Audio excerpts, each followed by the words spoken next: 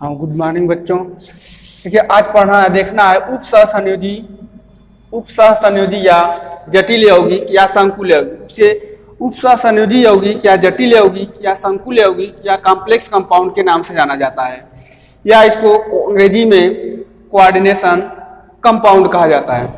Coordination compound की जो स्थिति होती है, कोऑर्डिनेशन कंपाउंड या उपसहसंयोजी यौगिक ऐसे जटिल यौगिक या ऐसे यौगिक होते हैं जो अपना अस्तित्व ठोस अवस्था के साथ साथ जल में भी बनाए रखते हैं, या विलयन की अवस्था में भी। या जटिल यौगिक वह यौगिक है जो अपने अस्तित्व को ठोस के साथ साथ विलयन की अवस्था में भी बनाए रखते हैं। ऐसे यौगिकों को उपसहसंयोजी यौगिक या जटिल यौगिक या संकुल यौगिक या कॉम्प्लेक्स कंपाउंड या कोऑर्डिनेशन कंपाउंड कहा जाता है। जैसे कि K4Fe6 है, इसमें जटिल आयन जो बड़े कोष्ठक में दिखाया जाता है वो जटिल यौगिक में बड़े कोष्ठक वाला भाग जटिल आयन कहलाता है, और उसके बाद ये सामान्य आयन कहा जाता है। तो उपसहसंयोजी यौगिक ऐसा यौगिक है जो ठोस के साथ साथ अपना विलयन की अवस्था में भी अस्तित्व बनाए रखता है, उसको जटिल यौगिक कहा जाता है। जैसे पोटेशियम फेरोसाइनाइड आयन में टूटता है तो फेरोसाइनाइड आयन मिलता है, ये जटिल आयन होता है। जैसे भी कहा जा सकता है कि उपसहसंयोजी यौगिक जटिल आयनों से मिलकर बना होता है। वैसे सामान्यतः उपसहसंयोजी यौगिक जो होता है जटिल आयन और सामान्य आयन से मिलकर बना होता है। जो भाग बड़े कोष्ठक में होता है उसको जटिल आयन कहा जाता है, और जो भाग सामान्य अवस्था में होता है, धन आयन चाहे ऋण आयन हो, उसे सामान्य आयन कहा जाता है। अब इसमें देखना है उपसहसंयोजी यौगिकों के प्रकार। उपसहसंयोजी यौगिक जो होते हैं वो अस्थायित्व के आधार पर या आवेश के आधार पर इसको अलग अलग भागों में विभाजित किया गया है।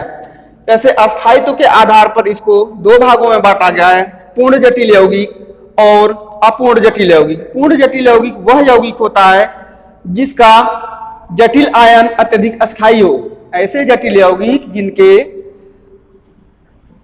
जटिल आयन या बड़े कोष्ठक में रहने वाला आयन जो है अत्यधिक अस्थायी हो तो उसे पूर्ण जटिल यौगिक कहा जाता है। जैसे K4Fe6 जो होता है, इसमें Fe6 4- चार्ज होता है, तो ये आपका पूर्ण जटिल यौगिक होता है। अपूर्ण जटिल यौगिक में वही उल्टा हो जाता है, जटिल आयन जिसमें अस्थायी हो, कम अस्थायी हो या अस्थायी हो, इसकी अपेक्षा कम अस्थायी रहेगा। अपूर्ण जटिल यौगिक वह यौगिक होगा जिसका जटिल आयन जो है कम अस्थायी हो, उसे अपूर्ण जटिल यौगिक कहा जाता है। अब उसमें आवेश के आधार पर देखा जाए तो उपसहसंयोजी यौगिकों को 2-3 भागों में बांटा जाता है, उदासीन जटिल यौगिक, ऋणायनिक जटिल यौगिक, धनायनिक जटिल यौगिक। ऐसे यौगिक या ऐसे संकुल यौगिक या उपसहसंयोजी यौगिक जो जल में घुलने पर कोई भी आयन न दे, जल में घुलने पर अगर कोई भी आयन नहीं दे रहे हैं या नहीं दे रहा है तो उसको कहा जाता है उदासीन जटिल यौगिक। और ऋणायनिक जटिल यौगिक या ऐसा जटिल यौगिक जिसका ऋणायन भाग, मतलब जटिल यौगिक जितने भी रहेंगे कम से कम अधिकांशतः धन आयन ऋणायन में टूटते हैं, या तो उदासीन है तो नहीं टूटेगा। तो जो धन आयन ऋणायन में टूटेंगे, अगर धन आयन ऋणायन के आधार पर देखा जाएगा तो अगर जटिल यौगिक का जैसा प्रकृति रहेगा वह उसी प्रकार का होता है। अगर जटिल यौगिक का आयन या जटिल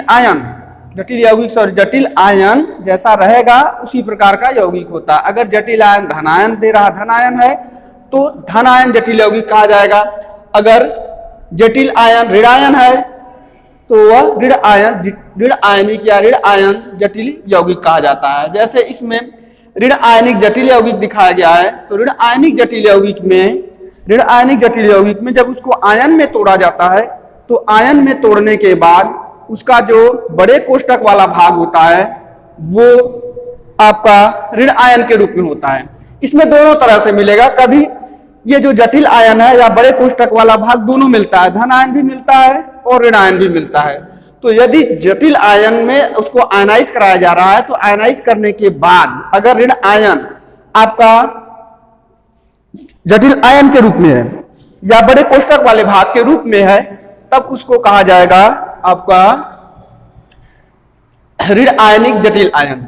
और वहीं अगर धन आयन के रूप में है, अब इसको तोड़ा गया, तोड़ने के बाद जो जटिल भाग है, जटिल आयन है या बड़े कोष्ठक वाला भाग है, वो धन आयन के रूप में निकल रहा है, तो उसको धन आयन या धन आयनिक जटिल यौगिक या कैटायनिक कॉम्प्लेक्स कंपाउंड्स कहा जाता है।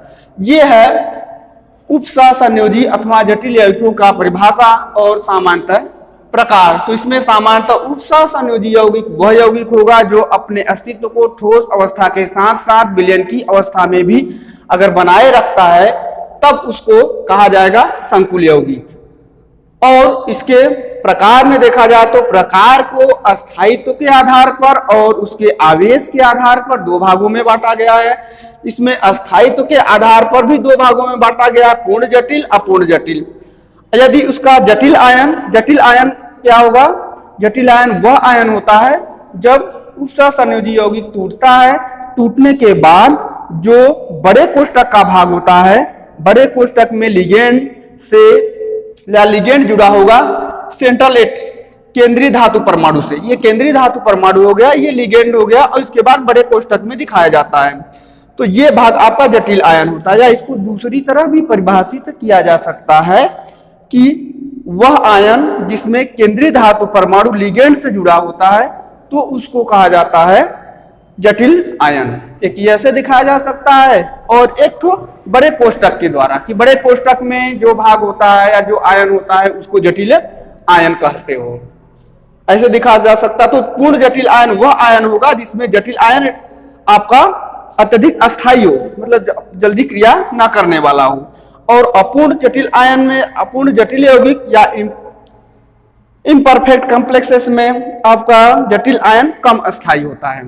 और अगर इसी को आवेश के आधार पर देखा जाता है तो उदासीन जटिल यौगिक, ऋण आयनिक जटिल यौगिक, धन आयनिक जटिल यौगिक, ये है। तो उदासीन वाले में क्या होगा कि जब इसको आयनाइज किया जाएगा तो उसमें आयन में नहीं बदलेगा। अगर आयन में नहीं बदल रहा है तब उसको कहा जाएगा उदासीन जटिल यौगिक। और ऋण आयनिक जटिल यौगिक वो होगा जिसका जटिल यौगिक जिस प्रकृति का होगा, जटिल यौगिक का जटिल आयन, जटिल यौगिक का जटिल आयन जिस प्रकृति का होगा वह उसी प्रकार का यौगिक कहा जाएगा। ऋण आयन है तो ऋण आयनिक जटिल यौगिक कहा जाएगा, धन आयन है तो धन आयनिक जटिल यौगिक कहा जाएगा। इसमें कुछ रेयर केस में बहुत कम यौगिक ऐसे भी मिलते हैं जिसमें दोनों धन आयन और ऋण आयन दोनों जटिल यौगिक होते हैं। धन आयन और ऋण आयन दोनों ही जटिल यौगिक के रूप में पाए जाते हैं। कुछ बहुत कम अवस्थाओं में या बहुत कम प्रकृति ऐसा मिलता है।